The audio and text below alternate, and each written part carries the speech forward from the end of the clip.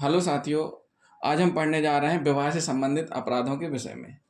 भारतीय न्याय संहिता 2023 की धारा 85 जो कि आईपीसी की धारा 498 ए 498 ए के समरूप है, किसी महिला के पति या पति के नातेदार द्वारा उसके प्रति क्रूरता करना, हस्बैंड और relative of husband of a woman subjecting her to cruelty. साथियों, इसका मेन उद्देश्य क्या है? इस धारा का ये उन महिलाओं को सुरक्षा प्रदान करती है जिन महिलाओं के साथ इस प्रकार का व्यवहार किया जाता है, निर्दयता की जाती, क्रूरता की जाती है। किसके द्वारा? उसके पति और पति के नातेदारों द्वारा, रिश्तेदारों द्वारा। इस धारा का मुख्य उद्देश्य यही है। क्या इस धारा का मुख्य उद्देश्य? किसी महिला का उसके पति अथवा पति के संबंधियों द्वारा दहेज हेतु प्रताड़ित किए जाने से सुरक्षा प्रदान करना। दहेज हेतु प्रताड़ित किए जाने से क्या करते हैं? सुरक्षा प्रदान करना। इस धारा के उद्देश्यों हेतु पति अथवा उसके संबंधियों द्वारा किसी महिला को दहेज हेतु प्रताड़ित करना क्रूरता कहा जाएगा, जो इस धारा के अंतर्गत एक दंडनीय अपराध है। इस धारा के अधीन किसी स्त्री के पति या पति के नातेदार द्वारा उसके प्रति क्रूरता दंडनीय अपराध है। धारा का मुख्य उद्देश्य दहेज प्रताड़ना के मामले में निवारण हेतु समुचित दंड का प्रावधान करना है। यह धारा किसी स्त्री के प्रति क्रूरतापूर्ण व्यवहार को दंडनीय अपराध घोषित करती है। क्या करती है? दंडनीय अपराध घोषित करती है। जब यह प्रश्न है कि किसी स्त्री द्वारा आत्महत्या करने का उसके पति या उसके पति के किसी नातेदार द्वारा दुष्प्रेरित किया गया और यह दर्शित किया गया है कि उसने अपने विवाह की तारीख से 7 वर्ष की अवधि के भीतर आत्महत्या की थी, और यह कि उसके पति या उसके पति के ऐसे नातेदार ने उसके प्रति क्रूरता की थी, तो न्यायालय मामले की सभी परिस्थितियों को ध्यान में रखते हुए यह अवधारणा कर सकेगा कि ऐसी आत्महत्या उसके पति या उसके पति के ऐसे नातों द्वारा दुष्प्रेरित की गई थी। क्या की गई थी? उसके पति और पति के नातेदार द्वारा दुष्प्रेरित की गई थी। इस धारा में माननीय सुप्रीम कोर्ट ने स्पष्ट किया है, किस मामले में? शांति बनाम हरियाणा राज्य के मामले में क्या स्पष्ट किया है कि धारा 80 जो कि आईपीसी की धारा 304 बी के समरूप है, दहेज डेथ, दहेज मृत्यु, और धारा 85 जो कि आईपीसी की धारा 498 ए के समरूप है, कि अंतर संबंध। क्या? अंतर संबंध। तो जिन साथियों ने अभी तक हमारा चैनल सब्सक्राइब नहीं किया है, तो सबसे पहले क्या कर लें? हमारे चैनल को सब्सक्राइब कर लें और बेल आइकन बटन दबाना ना भूलें। साथ ही साथ वीडियो को क्या करें? लास्ट तक भी देखें, ताकि आपको पूरी चीजें समझ में आएंगी, और अधिक से अधिक शेयर भी करें, कमेंट भी करते जाएं। तो साथियों, धारा 80 और धारा 85 भारतीय न्याय संहिता 2023 की धारा 80 और 85 में क्या अंतर संबंध है, ये माननीय सुप्रीम कोर्ट ने अब निर्धारित किए हैं शांति बनाम हरियाणा राज्य के मामले में। धारा 498 ए यानी कि भारतीय न्याय संहिता की 85 एवं धारा 304 बी यानी भारतीय न्याय संहिता की धारा 80 के परस्पर संबंध की व्याख्या करते हुए अब कथन किया गया है कि धारा 80 में प्रयुक्त क्रूरता शब्द का वही अर्थ है जैसा कि धारा 85 के स्पष्टीकरण में दिया गया है। इस संबंध में एक विचारणीय प्रश्न यह है कि यदि किसी मामले में अभियुक्त को दोनों धाराओं 80 और 85 के अधीन आरोपित किया जाता है और उसे धारा 80 यानी 304 बी किसके? धारा 304 बी के आरोप से दोष मुक्त कर दिया जाता है, तो क्या उसे धारा 498 ए यानी धारा 85 के अपराध से भी दोष मुक्त समझा जाएगा? इस संबंध में उच्चतम न्यायालय ने अभिकथन किया है कि इन दोनों धाराओं को पारस्परिक रूप से विलात्मक, म्यूचुअली एक्सक्लूसिव नहीं माना जा सकता। धारा 304 बी यानी धारा 80 बीएनएस की भांति धारा बीएनएस की 85 आईपीसी की धारा 498 ए में क्रूरता की कोई अवधि निर्धारित नहीं की गई है। मतलब ये हुआ कि 304 बी आईपीसी धारा 80 बीएनएस में अवधि निर्धारित है कि विवाह के 7 वर्ष तक की अवधि के समय तक अगर कोई महिला जिसकी मृत्यु असामान्य परिस्थितियों में होती है, सामान्य से भिन्न, नेचुरल डेथ से भिन्न होती है, और साथ ही साथ विवाह की अवधि 7 वर्ष है और दहेज के लिए प्रताड़ित किया गया है, तो उस स्थिति में ये धारा लगेगी। लेकिन जो ये धारा है 498A धारा 85 BNS की, इसका कोई समय अभी निर्धारित नहीं किया गया है। कभी भी जब भी महिला को उसके पति के नातेदार द्वारा प्रताड़ित किया जाए दहेज के लिए या टॉर्चर किया जाए, तो वो धारा 498A के तहत उसको सुरक्षा प्रदान करेगी। जो सबसे मेन अंतर ये है कि धारा 80 में समय अब निर्धारित है, धारा 85 में समय अब निर्धारित नहीं है।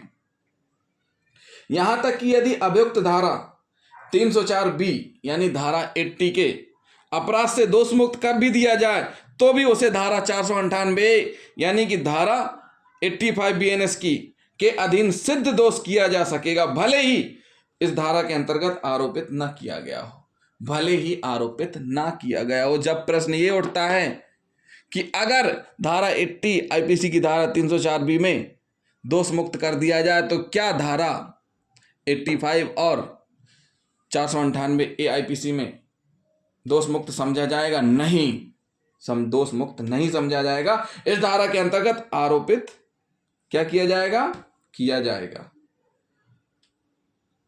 तो साथियों, ये हमने एक बेसिक अंतर बताया। आगे हम और आपको बताएंगे, स्पष्ट करेंगे इसी में कि धारा 80 के अंतर्गत जिस अपराध को दंडनीय बनाया गया है वह दहेज मृत्यु और ऐसे मृत्यु विवाह के 7 वर्ष की अवधि में हो।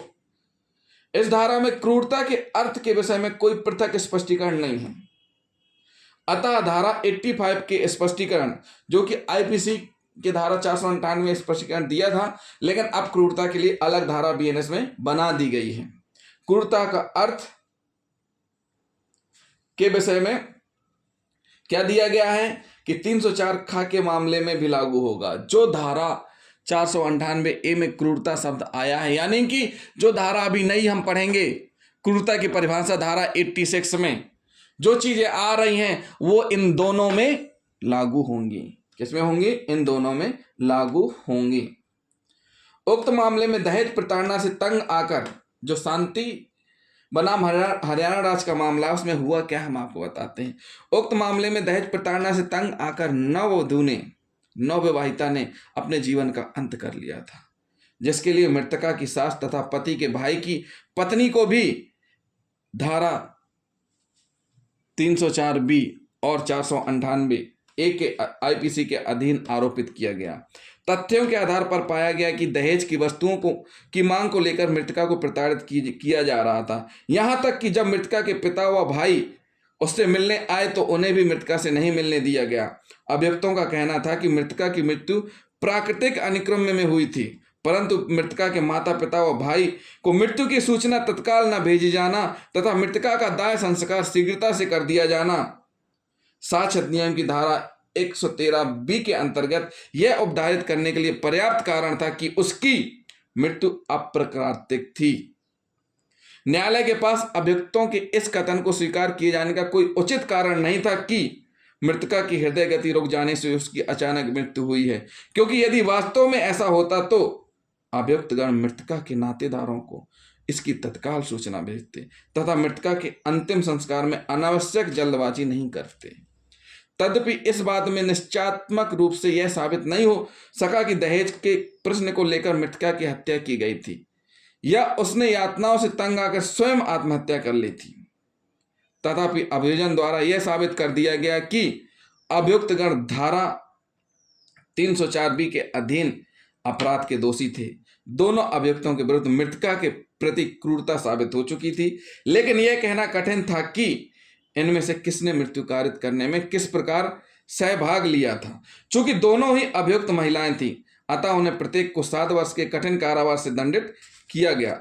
उच्चतम न्यायालय ने उच्च न्यायालय के इस निर्णय को अनुमोदित किया कि अभियुक्त धारा 498A के आरोप के दोषी नहीं थे, क्योंकि दोनों धाराएं अर्थात 304B तथा 498A परस्पर विलात्मक नहीं हैं।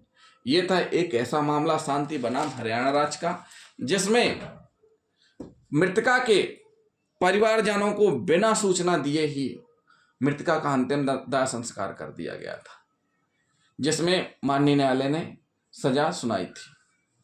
तो साथियों, ये शांति बनाम हरियाणा का मामला था। अब हम पढ़ेंगे इसी में आगे कि इसमें सजा का प्रावधान क्या है। धारा 85 और आईपीसी की धारा 498। किसी महिला को अगर दहेज के लिए प्रताड़ित किया जा रहा है तो सजा का प्रावधान है 3 वर्ष तक का कारावास व जुर्माना दोनों से दंडनीय। क्या? 3 वर्ष तक कारावास व जुर्माना दोनों से दंडनीय बनाया गया है। अब हम पढ़ेंगे भारतीय न्याय संहिता 2023 में ही धारा 86। धारा 86 नई जोड़ी गई है। क्या हुआ है? धारा 86 नई जोड़ी गई है। पहले आईपीसी में धारा 86 अलग से नहीं थी। धारा 86 क्या कहती है? क्रूरता की परिभाषा। क्या बताती है? क्रूरता की परिभाषा, क्रूरल्टी डिफाइंड किया गया इसमें 2 सब क्लोज हैं, ए और बी। ए क्या कह रहा है? जानबूझकर किया गया कोई आचरण, जानबूझकर जो ऐसी प्रकृति का है जिससे उस महिला को आत्महत्या करने के लिए प्रेरित करने की या उस महिला के जीवन, अंग या स्वास्थ्य की जो चाहे मानसिक या शारीरिक गंभीर क्षति या खतरा कारित करने के लिए उसे करने की संभावना है।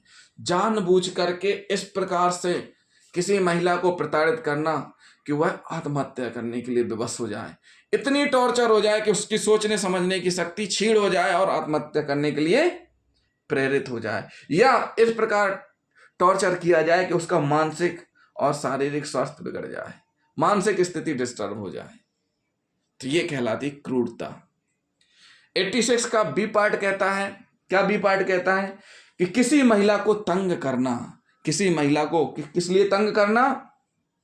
जहां उसे या उससे संबंधित किसी व्यक्ति को किसी संपत्ति या मूल्यवान प्रतिभूति के लिए किसी विधि विरुद्ध मांग को पूरी करने के लिए प्रपीड़ित करने की दृष्टि से या उसके या उससे संबंधित किसी व्यक्ति के ऐसी मांग पूरी करने में असफल रहने के कारण इस प्रकार तंग किया जा रहा है। शादी में वर पक्ष के द्वारा बहुत मांग की गई, वधू पक्ष के द्वारा पूरी मांगे नहीं कर पाए, उसके बाद वर पक्ष के पति के नातेदारों द्वारा वधू पक्ष के परिवार से, वधू पक्ष से, वधू से उन मांगों के लिए प्रताड़ित करना जो देने में असफल रहे हैं। कैसे? तंग करना, वो कहलाता है दहेज के लिए तंग करना। तो अगर इस प्रकार से टॉर्चर किया जा रहा, क्रूरता की जा रही, किस लिए? किसी मूलभूत प्रतिभूति संपत्ति के लिए जो कि वधू पक्ष देने में असमर्थ था। कौन था? जो कि किसी व्यक्ति के ऐसी मांग को पूरी करने में असफल रहने के कारण इस प्रकार तंग किया जा रहा था, उसको पूरा करने के लिए प्रताड़ित करना ही क्रूरता कहलाता है।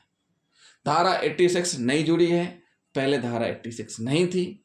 तो साथियों, ये क्या हुआ? धारा 86 हमने 85 और 86 पढ़ी। अब हम आगे आपको बताएंगे धारा 87, जो कि धारा 366 आईपीसी के समरूप है।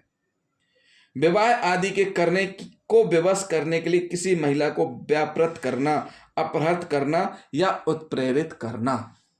तो जिन साथियों ने अभी तक हमारा चैनल सब्सक्राइब नहीं किया है, हमारे चैनल को सब्सक्राइब कर लें और हमारे वीडियो को अधिक से अधिक शेयर करें, साथ ही साथ कमेंट भी करते जाएं।